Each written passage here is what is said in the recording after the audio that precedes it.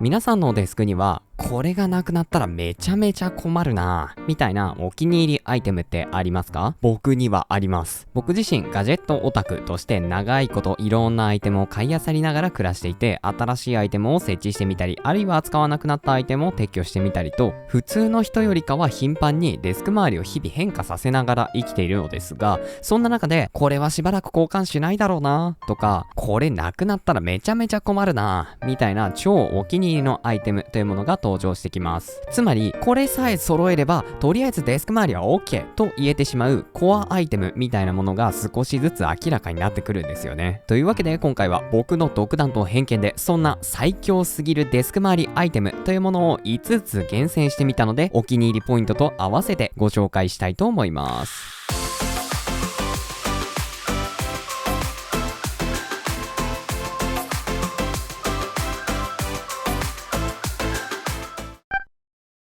まず一つ目のお気に入りアイテムはこちら、ロジクール MX マスター 3S。 見ていただいている通りマウスです。前作の MX マスター3というものも合わせると、僕がこれまでに触ってきたデスク周りアイテムの中で最も愛用し続けているアイテムかもしれません。こちらのマウス、もちろん非常に色々な機能や特徴が存在していて、全部ご紹介していきたいところではあるんですが、そこはぐっとこらえて簡潔に僕のお気に入りポイントズバリ2つお伝えしたいと思います。まず1つがなんといってもこの形状。こちらの MX マスター 3S を後ろから見てみると、マウスの左側から右側に向かって結構強めな傾斜というものがついています。この傾斜が我々の右手を乗っけた際にものすごいフィット感を実現してくれて超気持ちいいんですよね。今でも僕が初めて家電量販店でこちらの MX マスター 3S の一つ前のモデルである MX マスター3というマウスを見かけて手を乗っけた時のあの感動は忘れられません。これ以上に我々の右手に寄り添ってくれるマウスというものを僕は知りません。しかもマウスの左から右への傾斜に限らず、こちらのマウスの左右側面は絶妙にくびれた形状になっていて、マウスの両サイドに親指と薬指を添えてあげるように握ってあげるとピタッとマウスが手に吸い付いてくれるような感覚があり、グリップ感も100点。こちらの MX マスター 3S というアイテム、比較的メジャーなアイテムで店頭で目にする機会も多いので、この動画を見てくださっている皆様におかれましては騙されたと思って一度だけ手を乗せてみてほしいです。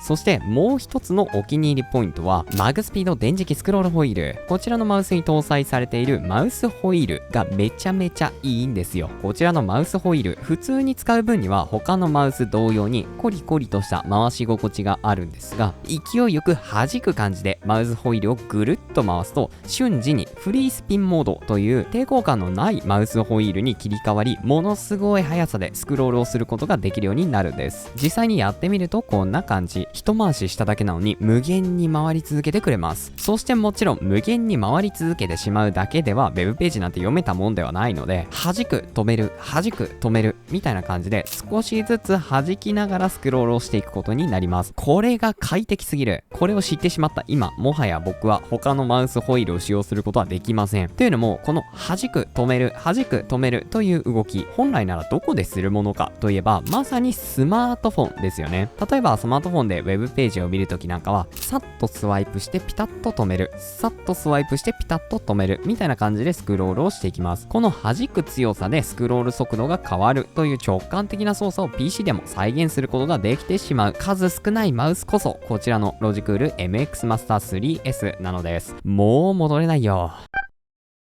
2つ目のお気に入りアイテムはこちらのキーボード、コルネ V4 チェリー。実はこちらのコルネ V4 チェリーは少し前に組み立てたばかりのキーボードではあるんですが、前作であるコルネチェリー V3 も合わせるとかなり長いことメインで使用し続けているキーボードです。こちらのキーボードに関しては分割型だったりコンパクトすぎる 40% キーボードだったりと、語れば止まらなくなってしまう魅力たっぷりのアイテムではあるんですが、今日まで使用し続けている理由を一点に絞ってお伝えするならば、やはりテンティングが行えるという部分でしょう。僕がこちらのコルネ V4 チェリーというキーボードを使用する際にはこんな感じでキーボードにカメラ用の三脚をドッキングさせて、左右のキーボードそれぞれにもはや垂直なのではというくらいにものすごい傾斜をつけています。これがまさにテンティングという行為、左右のキーボードでまるでお山のような傾斜を描いてみませんかという試みのことです。このテンティング、一体何の意味があるのかというと、端的な話、キーボード入力をする際にかかる手首への負担を極限まで小さくすることができます。我々の自然な手の姿勢というのを想像してみるとわかると思うんですが、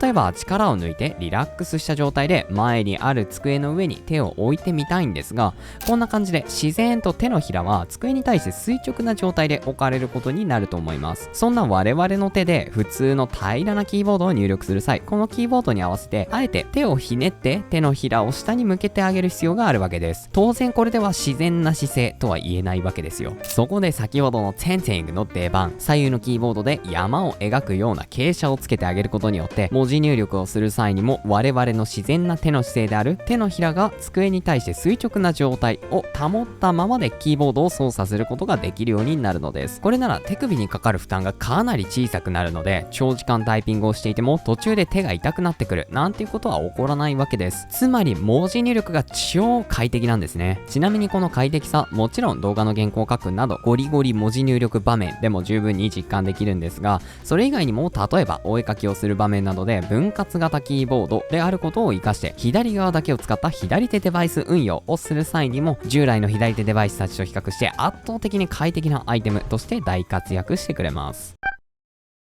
3つ目のお気に入りアイテムはこちらのモニター、Alienware AW3423DWF ウルトラワイド有機 EL ディスプレイ WQHD165Hz というスペックを盛りに盛りまくった欲張りゲーミングモニターです。ゲーミングモニターとは言いつつも、僕の場合はこちらのモニターでゲームをしている時間より動画編集をしている時間の方が圧倒的に長かったりします。こちらの Alienware AW3423DWF のお気に入りポイントといえば、なんといっても1台デスク上に採用してあげるだけでこれまでとは比べ物にならないレベルで我々の QOL をぶち上げてくれるという点です。まずはディスプレイの鮮やかさ、有機 EL ディスプレイにしか表現し得ない圧倒的なコントラスト、黒が黒いとはよく言ったものですが本当にその通りであり、ただのロック画面を開いているだけなのに鮮烈という印象すら受けます。もちろんゲーミングモニターですからゲームをしている場面でも今までの数倍映像が綺麗でフィールドを駆け回っているだけでも楽しいんですが、それにはとどまらず普段 YouTube を見たりとかネットサーフィンをしているだけでも映像や画像を美しく出力してくれるので満足度がものすごく高いです。もちろん解像度も WQHD とフル HD のディスプレイよりも高いので、テキストを表示させるだけでも圧倒的に文字が滑らかで読みやすくなります。よって我々の目の負担も大きく軽減してくれるわけですね。極めつけはリフレッシュレート。リフレッシュレートとは1秒間に何回画面を書き換えることができるのかというのを表した数値であり、この値が高ければ高いほど我々はヌルヌルとした滑らかな映像というものを体感することができるんですが、よくある PC ディスプレイのリフレッシュレートは 60Hz という値になっています。ちなみに僕が最近購入した iPhone 16というスマートフォンのリフレッシュレートも 60Hz です。それに対してこちらの Alienware AW3423DWF のリフレッシュレートはなんと 165Hz、 つまり3倍近く滑らかな映像というのを味わうことができるわけです。当然ゲームをする場面でもヌルヌルした映像で大変に素晴らしい体験、また対戦ゲームなどであれば圧倒的に有利なポジションというものを獲得することができるわけですが、それ以上に普段の作業シーンの方がむしろ QOL を上げるという側面で活躍してくれているように感じています。リフレッシュレートが高いということは、つまり素早い操作を行ったとしても映像が飛び飛びにならず確実に表示し続けてくれるということを意味します。例えばウェブページを素早くスクロールしたりマウスカーソルをパッと動かしたりするような場面、よくある 60Hz のディスプレイの場合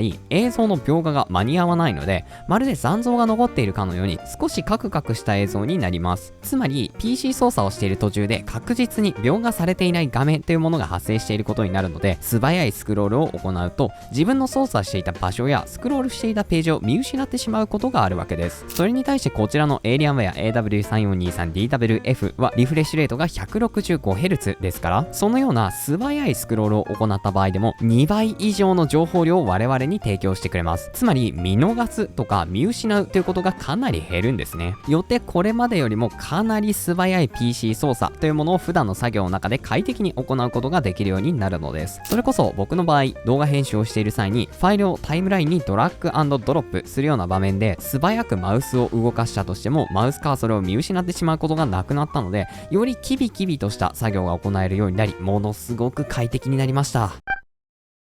4つ目のお気に入りアイテムはこちら、ゼンハイザー BT-T100。一見するとなんてことのないただの箱に見えるようなアイテムではあるんですが、これぞ縁の下の力持ちという感じで、実は僕のデスクでは毎日大活躍してくれているアイテムです。せっかくなのでこのタイミングで日の目を浴びてもらおうかなと思います。こちらは一体何かというと、トランスミッターと呼ばれるアイテムで Bluetooth イヤホンやヘッドホンを接続することができます。僕はこちらのアイテムを使って PC のサウンドを Bluetooth イヤホンなどを通して聞くことができるようにしています。まさに今この動画を撮影している際にもこんな感じで Bluetooth イヤホンでモニターしながら声を収録しているわけです。こちらの本体背面には給電用のマイクロ USB 端子と 3.5mm 端子というものが存在していて、例えば僕の場合 PC のサウンドを Bluetooth イヤホンなどで再生したいので PC のサウンドを出力してくれるアイテムとオーディオケーブルを使って接続します。そうしたらあとは Bluetooth イヤホンの電源を入れるだけで、はい、PC のサウンドをワイヤレスで聞くことができるようになりました。この圧倒的な手軽さが最高に便利なんですよね。僕自身こんな感じで PC と接続するための Bluetooth イヤホンや Bluetooth ヘッドホンというものをいくつか用意していて、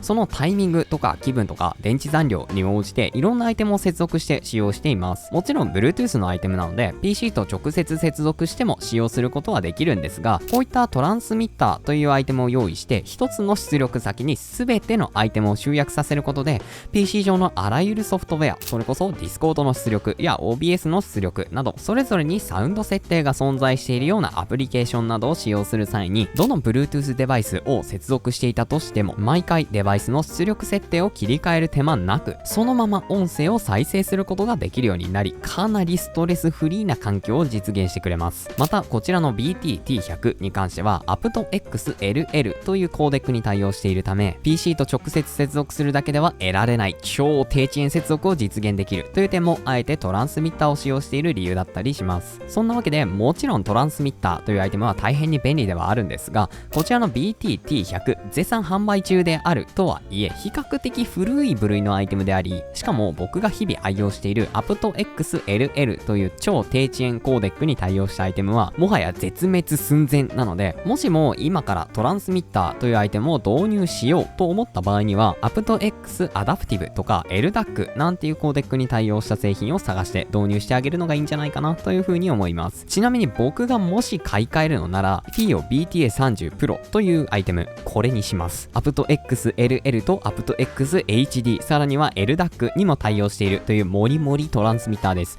なんだったら今すぐ欲しいです。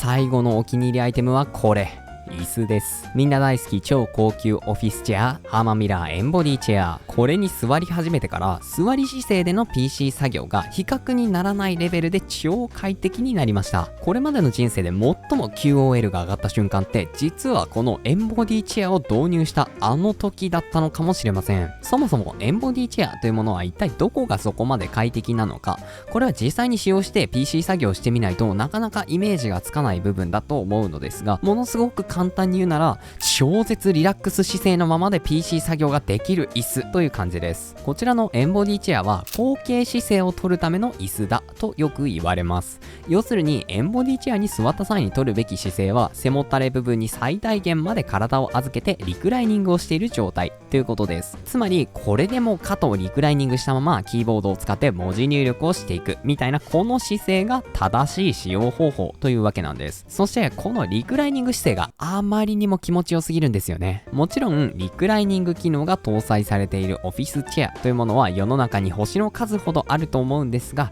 大抵の椅子はリクライニング姿勢はあくまで休む時の姿勢であって、基本的には背もたれを起こした状態で作業することが想定されているものだと思います。実際普通のオフィスチェアでリクライニング姿勢を取る際には確かにリラックスはできますが、どちらかというと床に寝っ転がっている状態に近くて、あまり椅子が体をサポートしてくれているという感覚は得られません。やはり最大限椅子が我々の姿勢をサポートしてくれるのは背もたれを起こしたいわゆる座り姿勢だったんですよね。それに対してこちらのエンボディチェアは背もたれをがっつり後ろに倒してリクライニングしている状態であったとしても、背もたれ部分がしっかりと体を起こしてサポートしてくれているような感覚があります。実際エンボディチェアのものすごく特徴的な部分でもある背もたれ部分にびっしりと張り巡らされたフレームの一つ一つが我々の背中にピタッと吸い付いてくれれるので、リクライニング姿勢を取ったとしても体の一部が背もたれからずれてしまったり、隙間が空いてしまったりということが全く起こらないんですよね。体を思いっきり後ろに倒して超リラックスしているはずなのに、どこか背もたれはものすごく後ろから体を持ち上げてくれているような、かなり不思議な感覚です。そんな気持ちよすぎる座り姿勢のおかげで、これまでだったら長時間座った後は腰が少し痛くなったりするので、定期的に電動昇降デスクを使って立ち姿勢に切り替えたりしていたんですが、エンボディチェアを導入してからは立ち姿勢を取る頻度が圧倒的に減ってしまいましたね。ずっと座ってても体が楽だから立ち姿勢を取るということ自体を忘れてしまうような感じですね。ちなみに僕はエンボディチェアを中古で購入したという超不届き者であり、僕の予想だとこちらの椅子については保証期間が終わった12年選手なんですが、毎日座っていてもこれだけの快適さ、ひいては感動を与えてくれるので、正直品質はバグってます。もちろん新品を買えば保証期間もありますが、おそらく10年普通に座り続けられると思います。僕も多分この中古エンボディチェアが壊れた際には普通に新品のものを買い直すと思います。まだまだこちらの中古エンボディチェアくんにはお世話になっていこうと思ってますけどね。